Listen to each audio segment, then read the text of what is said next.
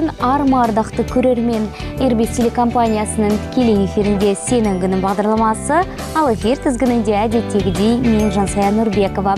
Бүгін ақпан айының 16 жұлдызы, қасиетті жұма. Баршаңыздың бүгін тілеген тілектеріңіз қабыл болсын деп тілейміз. Қыстың соңғы айы қаһарлы мінезін көрсетіп, даладағы ызғаралы аяз минус 35-ке де жетіп қалды. Сондықтан барынша жылы киініп, өздеріңізді күтіп жүріңіздер. Ал біз әдеттегідей позитивпен, керемет көңіл-күймен бағдарламамызды бастаймыз. Дорогие телезрители, мы рады всех вас приветствовать на часах 13:00, а это значит, программа «Твой день» начинает свою работу.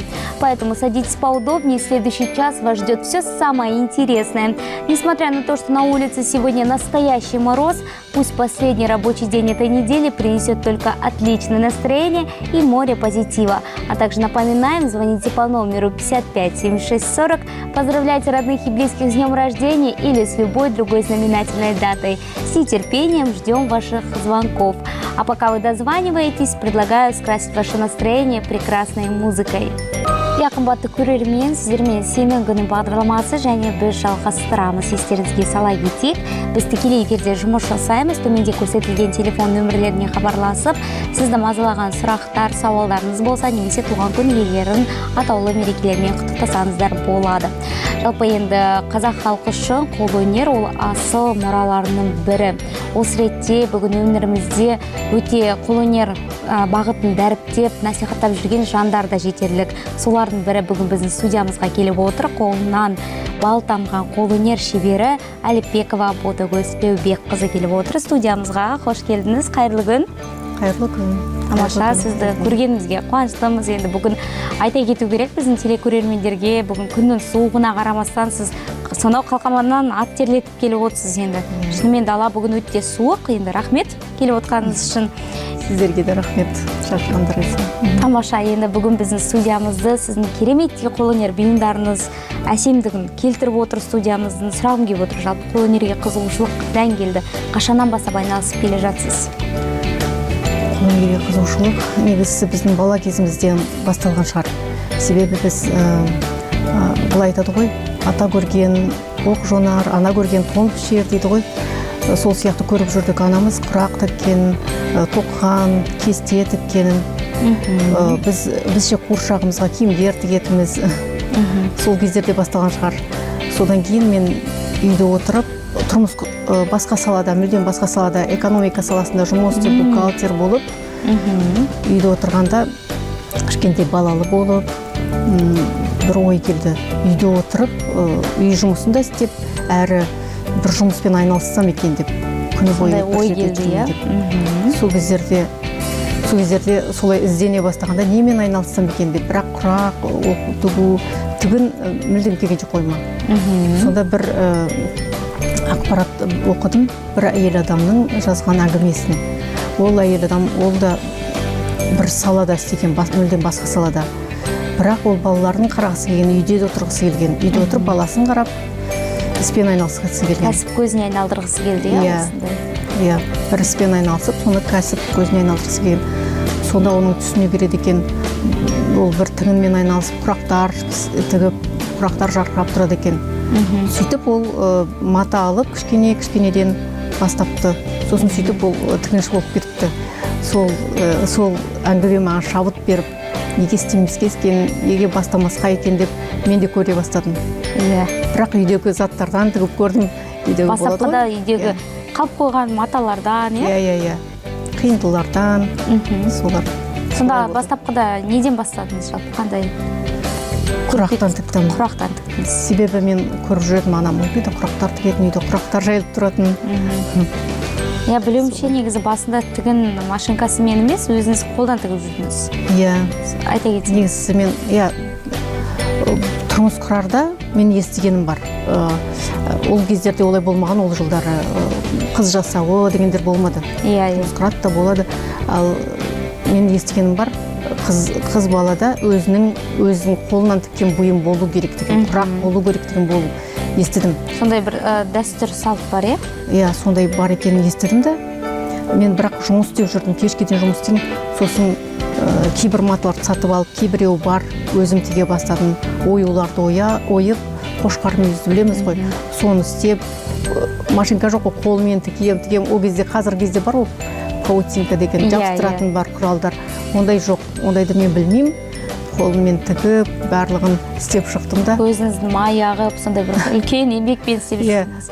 Тұрмысқа шыққанда міндетті түрде өз қолымнан жасалған бұйым болсын деп солай істегенім бар.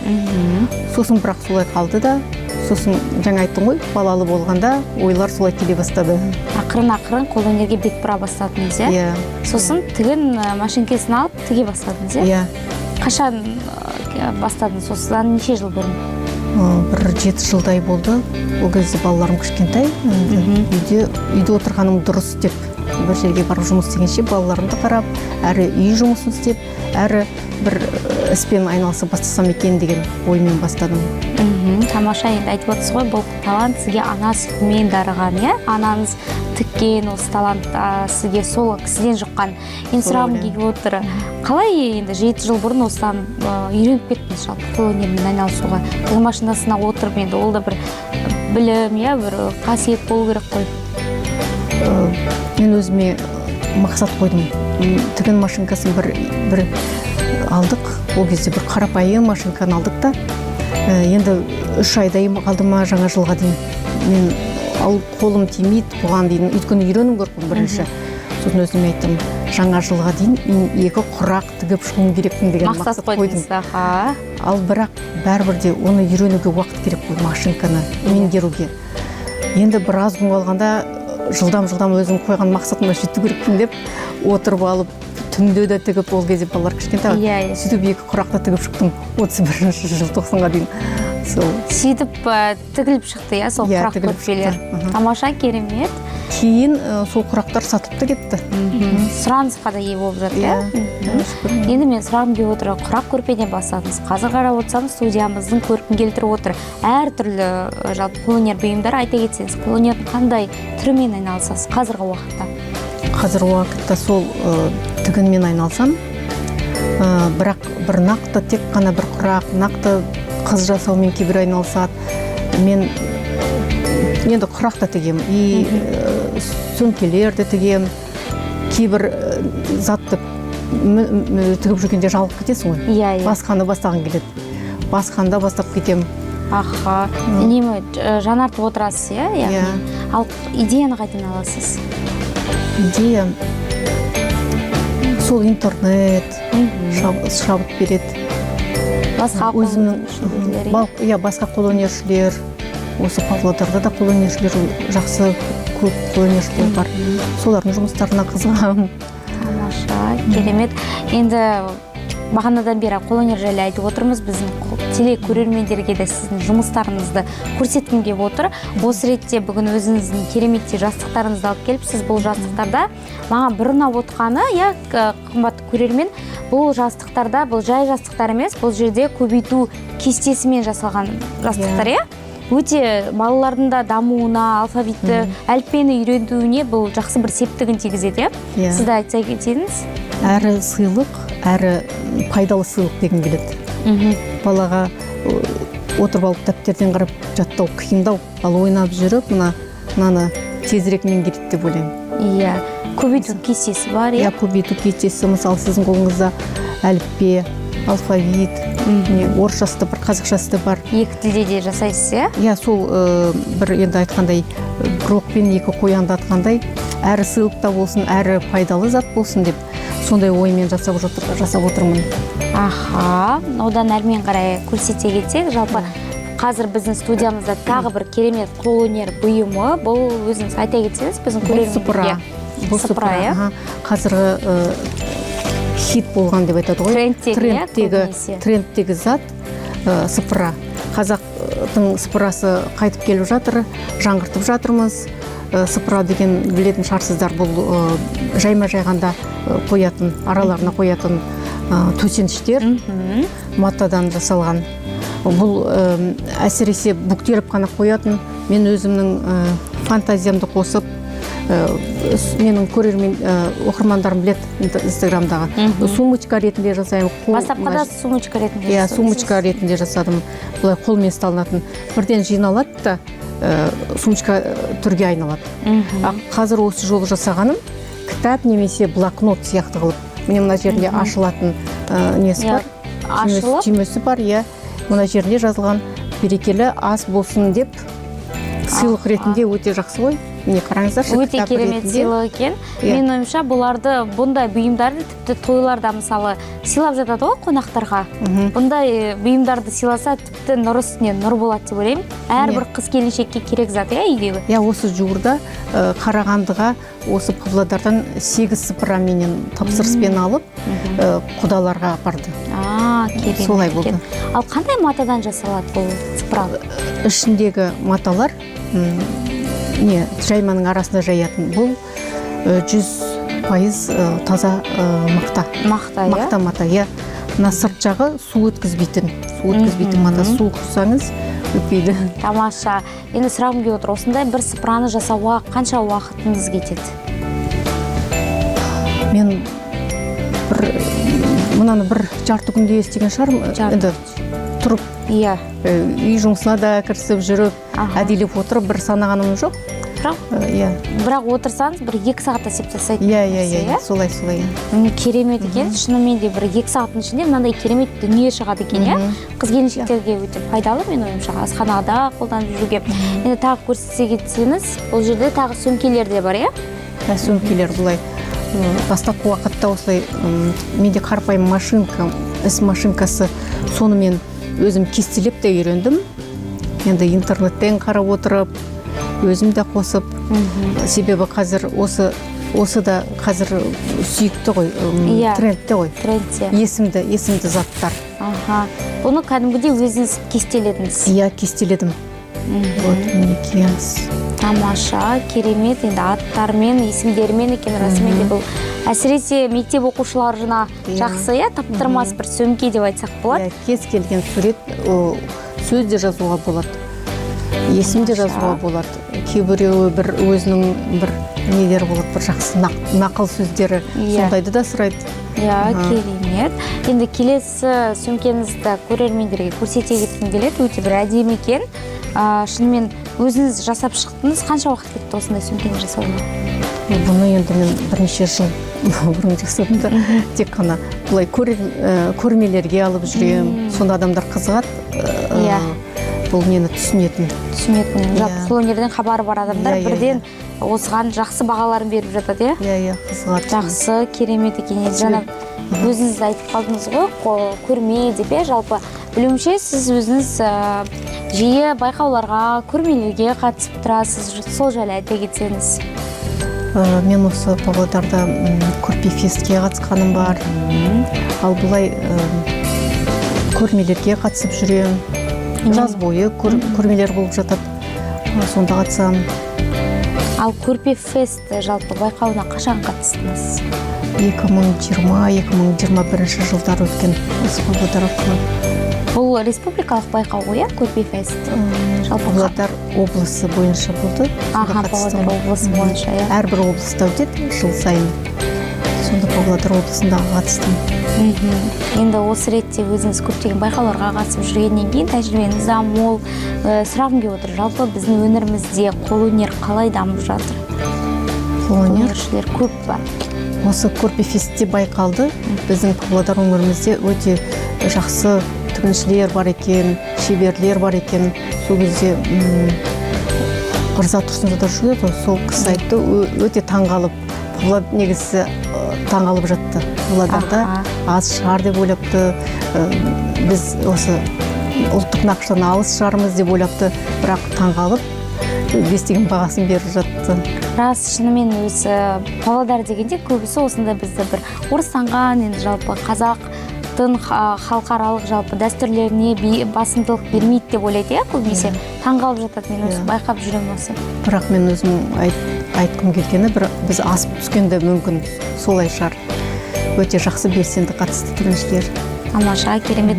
Енді осы бұйымдарыңыздың ішінде қайсысына көбірек сұраныс болып жатыр халық жағынан? Осы сыпыраға кейінгі кездерде осы трендке шыққан сыпыра көбі сұрайды. Жаңа жылға да, кез келген туған күн, мейрамдарға да сұрап жатады. Сосын осы жастықтарда, сосын сөмкелер де сұралады. Тамаша, керемет.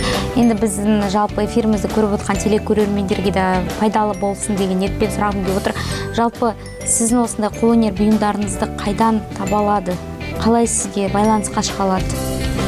Менің инстаграм желісім бар, инстаграмда парақшам бар, сонда бұйымдарымды көруге болады, әрі сонда WhatsApp номері де берілген.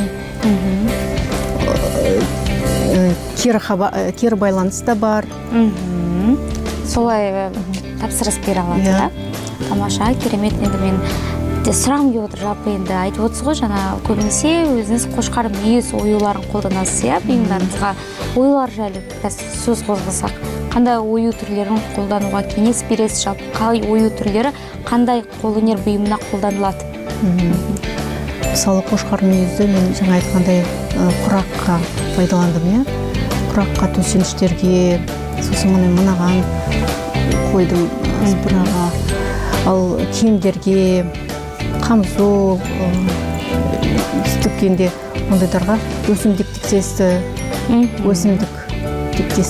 қойған жақсы өсімдіктің түрі бейнеленген, сондай оюларды дұрыс болады. Өсімдік тіктесі, иә. Тамаша, керемет.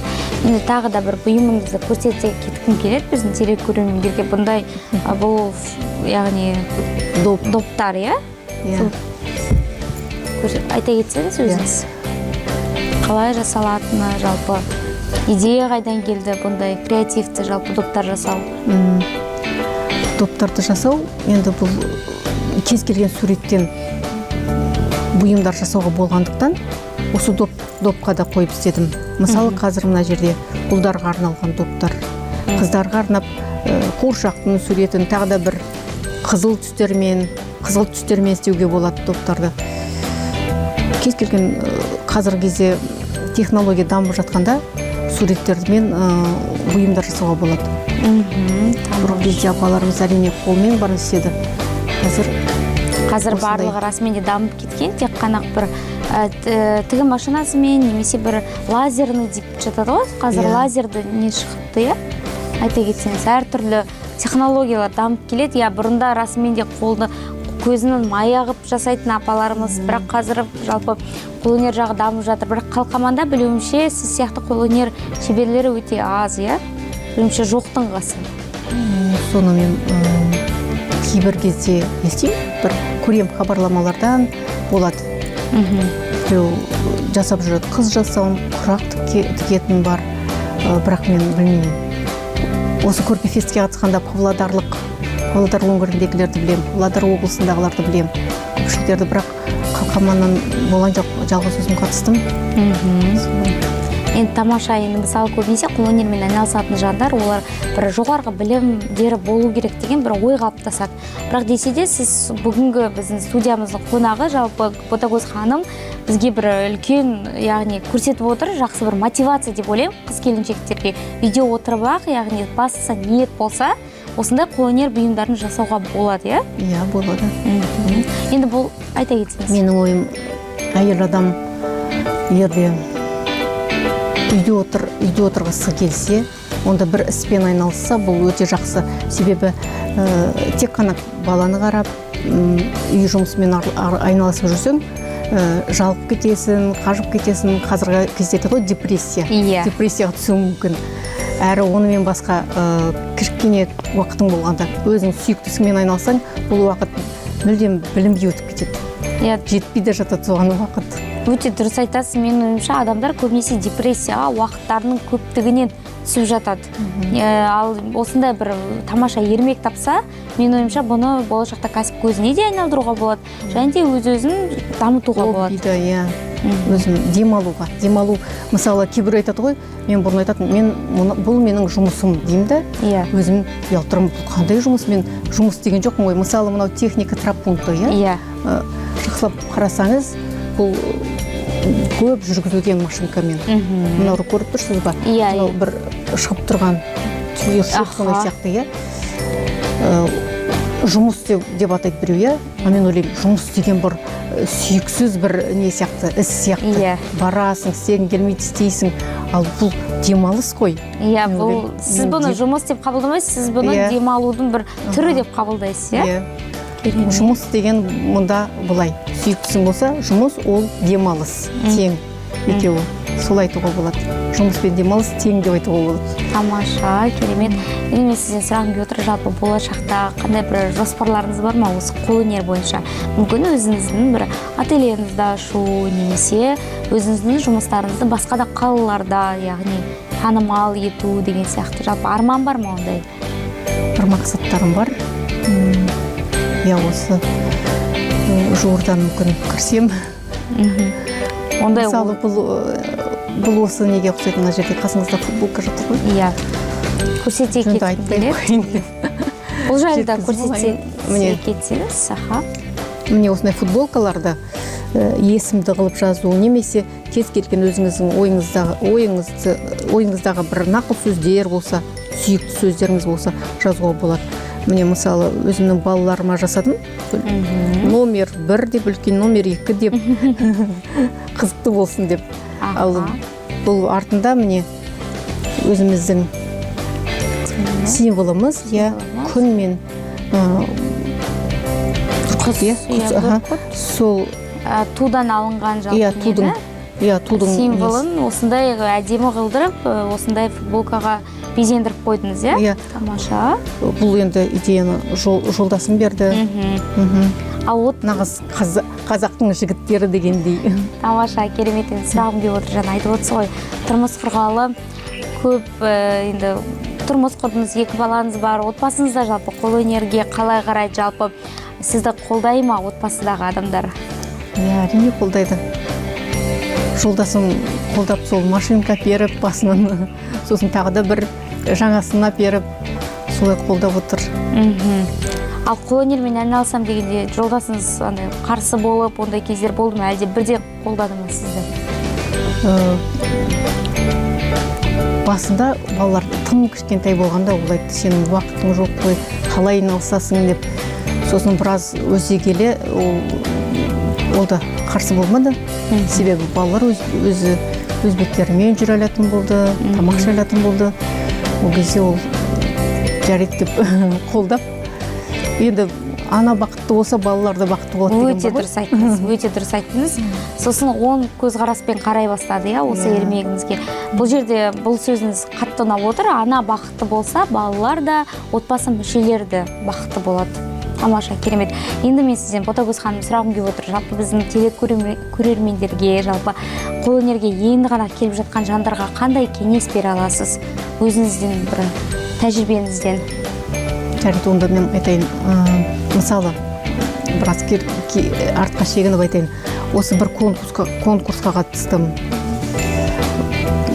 Қалай айтушы, ол бірнеше жыл бұрын болды. Сонда біз осындай сумкалар тіктік. Бірақ әркім өз ойын түгірік. Әркім өзі не тікісі келеді, соны. Мен бір жерден сурет ала салған жоқпын.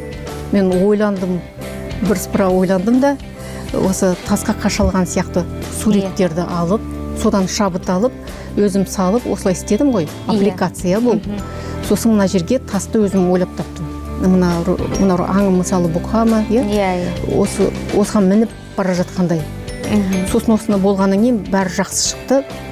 Ойладым, неге мен осындай суретті, неге мен осыны құрастырдым, күнді бөлек, мынаны бөлек алып құрастырдым. Тас деген болған жоқ, анда өзім құрастырдым. Сосын ойладым, мүмкін ол мен өзімнің мінезім шығар деп. Мен өзім мінезім бейнелеген шығар. Философиялық жағынан қарадыңыз.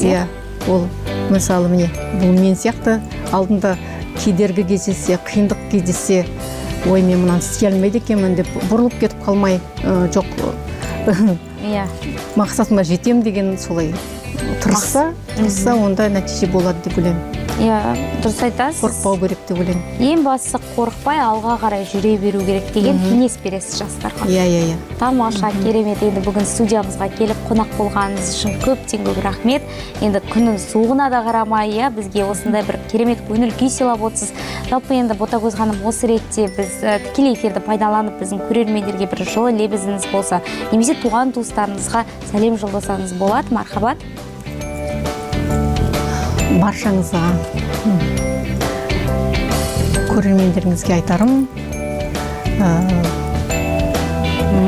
сүйікті істермен айналысыңыздар, жақындарыңызбен жиі көрісіңіздер. Жуырда осы туған күн болып еді, туған туыстарым келіп, жақындарым келіп, құрбыларым келіп, соған қуанып, сондай ой келді. Жиі кездесіп отыру керек. Қазіргі кезде себебі уақыт жоқ деп барлығы жұмысқа кірісіп кеткен ғой адамдар. Сондықтан да арасында демалып, қорықпай жаңа іс бастағыларыңыз келсе, сол бар тілегім, ауырмаңыздар, көңілді жүріңіздер. Көңіл күй тілеймін сіздерге, жақсы көңіл күй. Иә, сізге де бар жақсылық тілейміз, енді шығармашылық табыстар тілейміз. Осындай керемет қолөнер бұйымдарын, біздің қазақ халқының бұйымдарын осылай насихаттап жүргеніңіз үшін көптен көп рахмет. Енді сізге бар жақсылық тілейміз. Келесі кездескенше сау саламатта болайық. Әмин, рахмет. Иә, қымбатты көрермен, бүгінгі мейманымызды шығарып салдық. Ал қазір бізде шағын ғана музыкалық үзіліс. Кейін келесі меймандарымызбен тілдесетін боламыз. Арнамыздан алыстамаңыздар. Дорогие телезрители, это программа «Твой день», и мы продолжаем. Сегодня у нас в гостях молодые, талантливые художницы, студентки университета имени Алькей Маргулана Ангелина Мафтей и Елизавета Денисовна. Добрый день, девочки. Здравствуйте. Как ваше настроение? Хорошо. Отлично. Давайте тогда на такой отличной ноте начнем нашу передачу. Добро пожаловать к нам в студию. И сразу же хочется у вас спросить, сколько времени вы занимаетесь изобразительным искусством? Я занимаюсь изобразительным искусством больше 4 лет. Начала я свой путь с художественной школы. Вот, пошла я в нее в 14 и ни грамма не пожалела. И сейчас, на данный момент, уже вы студентки, именно учитесь по этой профессии, да? Да. Художницы будущие. Замечательно. Ангелина? Я пошла в художественную школу с 12 лет, уже, получается, 7 лет занимаюсь творчеством. И это помогло поступить на нашу творческую специальность. Замечательно. А вот этот вот интерес все-таки откуда пробудился? То есть в семье кто-то занимается рисованием, да, вот, или откуда? Ну, у нас в семье до меня никто не увлекался рисованием. А тебе как пришло это? С детства любила рисовать. Ну, я также, но потом мама предложила все-таки записаться в художественную школу, и я согласилась с радостью. Походив туда, в принципе, занятий 3, я поняла, что это вот мое. Сразу же, да, поняла, что твое. А вот хочется спросить, на какие темы вы рисуете? То есть какое у вас направление? Направления разные. Больше всего, допустим, мне нравятся пейзажи и натюрморты. Через это я передаю, если я рисую пейзаж, то передаю красоту природы, то, что как увидела картинку я. Вот. А какие вот тебе нравятся именно, вот ты же говоришь, передаешь красоту природы, да? Какие места тебе нравится рисовать в нашем городе? Там, где есть вода. Во-первых, воду очень интересно рисовать, это нужно передать каждую волну, каждый блеск и так далее. И зелень, потому что она такая живая. Как ты считаешь, это как-то характеризует твой характер? То есть вода, зелень, да, вот ты же говоришь. Наверное, да, какое-то такое спокойствие, гармоничное. Замечательно. Ангелина? Я больше люблю рисовать натюрморты. Особенно мне нравится передавать различные фактуры. Керамика, стекло. А вот в будущем какое направление хотите? В каком направлении хотите двигаться? То есть есть у нас разные, да, акварелисты, да, вы маслом кто рисует, а вы в основном чем рисуете? Мне нравится маслом. Маслом, да? живопись. Но, насколько я знаю, эта техника довольно-таки не из легких. Рисовать маслом, вот расскажи про это. Ну, для меня рисовать маслом даже легче, чем гуашью, которая обычно стандартная в живописи. Но маслом получаются более плавные переходы, градиенты в оттенках. Ну, ты начала сразу такой тяжелой техники, так сказать, масла, да, вот. А ты, Елизавета? Тебе какое направление более близко? Чем рисовать? Мне нравится больше всего менять техники постоянно. То есть масло – это интересно. Там также можно показать фактуру за счет толстого мазка. В гуаши, допустим, я нашла свой стиль. Я конкретно прорисовываю каждый мазок, и то есть он виден. Вот. И карандаш мне тоже очень нравится, потому что там уже играешь с оттенком и тональностью. Спасибо за ответ. Тогда давайте ваши работы прямо сейчас покажем нашим телезрителям. Да, можете сейчас показать, рассказать. Вот, насколько я знаю, вот эта работа очень довольно-таки интересная, уникальная, потому что она нарисована не гуашью, не маслом, а вот обычными ручками, да, кажется? Вот расскажи. Цветными ручками. Надо было делать завитки, и за счет наслаивания, то есть приобретался цвет. Вот.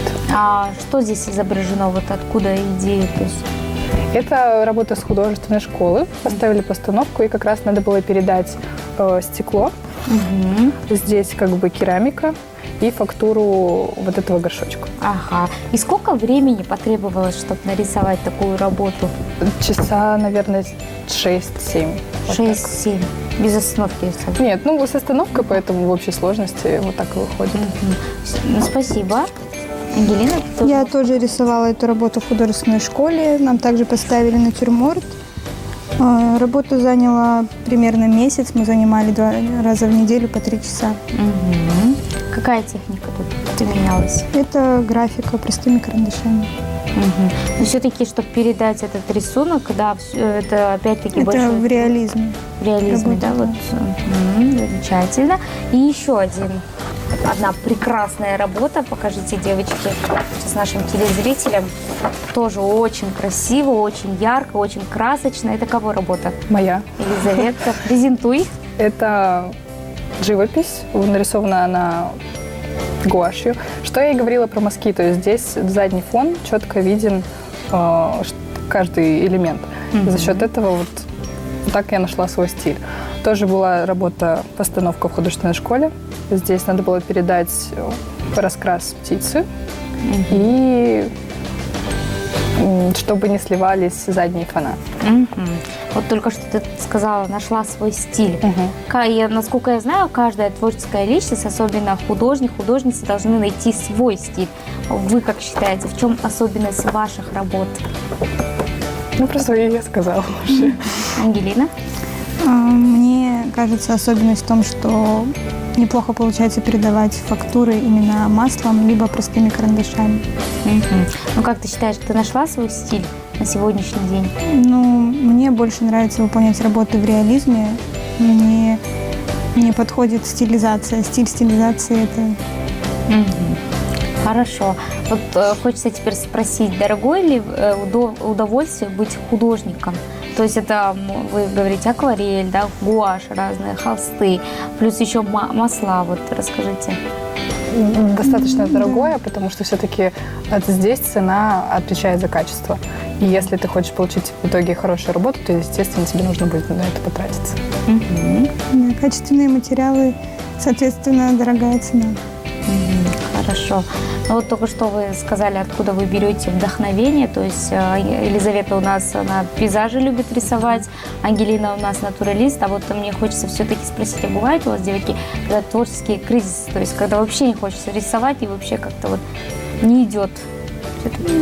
Бывает, особенно сейчас с учебой, то есть это нужно совмещать много дел, и за счет этого как бы теряется вот это вдохновение, и ты спустя 3 месяца садишься и вспоминаешь те эмоции, когда ты испытываешь, пока ты рисуешь, и за счет этого находишь свое расслабление. Поэтому в то же время кризис – это и хорошо, потому что потом ты с новыми силами садишься и творишь. Ага. Ангелина, у тебя? Когда долгое время не рисуешь, появляется больше мотивации, фантазии. Замечательно. Вдохновение, да, какой-то новый вдох, так сказать, приходит. Ну вот мне хочется спросить, вы помните свою первую картину? Самую первую работу? Говорят же, первая работа, она незабываемая. Ну, в художественной школе на 1 курсе мы рисовали натюрморт фруктов. Потом? Вот у меня также. В принципе, оно все равно идет все с основ, поэтому первые картины людей, которые пошли в художественную школу, это был натюрморт какой-нибудь с яблоком и кувшином. Но когда ты постарался, и тебя похвалили, и ты понимаешь, что все, значит, это мое. Поэтому вдохновение также приходит. Отлично. Давайте теперь следующую еще вот одну картину хочется. Вот это Ангелина, да, работа? Расскажи вот про эту работу. Это живопись, это интерьерная живопись, и в дальнейшем я бы хотела заниматься интерьерной живописью, так как это сейчас набирает популярность. Работа выполнена гуашью, но мне кажется, в акриле и на холсте это смотрелось бы еще лучше. Замечательно. Сколько времени потребовалось, чтобы нарисовать эту работу? 3 часа. 3 часа? Да. Всего лишь-то. Замечательно. А вот, девочки, вот вы уже этим занимаетесь на протяжении 4-5 лет. И удается на этом как-то зарабатывать? То есть какие-нибудь, может, заказы? Пока что нет. А я чуть эту деятельность перевела в чуть другую, потому что стала заниматься татуировками. За счет этого появились клиенты, появилась прибыль, и тут же как бы эта частичка творчества осталась. А что нравится тебе рисовать? То есть на татуировках? Мне нравится все, потому что даже сам процесс битья этой татуировки, он тоже успокаивает. Когда много закраса, когда там также есть растения, то есть тоже ты должен каждый лепесток проработать и так далее. И вот. Замечательно. Ну вот вы студентки первого курса, да, университета Алексея Маргулана. Вот все-таки хочется спросить, часто участвуете на конкурсах или вообще был ли опыт такой? В конце прошлого года мы ездили в Астану от университета на конкурс «Шабыт». Расскажи, что за это конкурс был, какие работы вы представляли? Конкурс был посвящен нашей родине, нашей стране. Он был в преддверии Дня независимости. И мы рисовали свои фантазии, ассоциации с нашей родиной. Но у нас это были пейзажи. Опять пейзажи, да? И еще хочется спросить, девочки, вот все-таки талант важен или упорство? То есть, как вы считаете? Оно, наверное, выходит одно из другого, потому что без таланта и упорства ты ничего не добьешься. Когда ты будешь постоянно саморазвиваться в этой стези, то у тебя и будет результат. То есть все-таки 2 в 1 в совокупности, да? А вот ваша работа, как вы считаете, несут какой-нибудь посыл или, может, какое-нибудь философское, да, вот значение? Как вы считаете, на ваше мнение? То есть, мне кажется, для каждого художника это его работа уникальна, да, вот вы считаете? Но, опять же, как я говорила, я просто передаю картинку, которую видела. То есть хочу поделиться своими воспоминаниями какими-то, и поэтому Чувствами. философствовать там ни о чем, наверное. Хорошо. А какие направления вот в будущем вас интересуют? То есть, например, как-то вот портретом заниматься, да, вот разные же направления есть в искусстве. Или только вот так же хотите продолжать рисовать пейзаж? Хотелось бы просто новые техники изучать, скорее всего. Потому что все новое – самое интересное. Новые техники и более углубленно заняться интерьерной живописью. Замечательно. Ну, вообще, помимо искусства, чем еще любите заниматься, девочки? Какие еще есть, может быть, хобби, увлечения? Все-таки только недавно поступили в универ. Может быть, какие-нибудь еще есть кружки посещаете? Интересы какие-нибудь другие? У меня все-таки искусство идет рядом с жизнью. Вот, опять же, работа с татуировками. Вот там я и как бы занимаюсь в свободное время. Я люблю читать книги. По Ангелине прям видно. Довольно-таки прям такой начитанный человек, грамотный, ну, интересно. Ну, вообще, девочки, спасибо большое, что пришли сегодня к нам на программу. Было очень интересно побеседовать с вами. Самое главное, показали свои работы нашим телезрителям. Ну, а сейчас, пользуясь прямым эфиром, можете пожелать хорошего дня нашим телезрителям, либо просто передать приветы своим близким и родным. Внимание на экран. Передаю привет всем своим родственникам и всем телезрителям. Желаю здоровья и счастья. Присоединяюсь к словам Елизаветы. Тоже передаю привет всем своим родственникам и хорошего дня телезрителям. И вам хорошего дня. Спасибо большое, что пришли сегодня к нам на программу. Самое главное, творческих успехов и побольше таких креативных идей. Спасибо. Дорогие телезрители, мы только что попрощались с героями нашей сегодняшней программы. Ну а сейчас у нас короткая реклама. Не переключайтесь.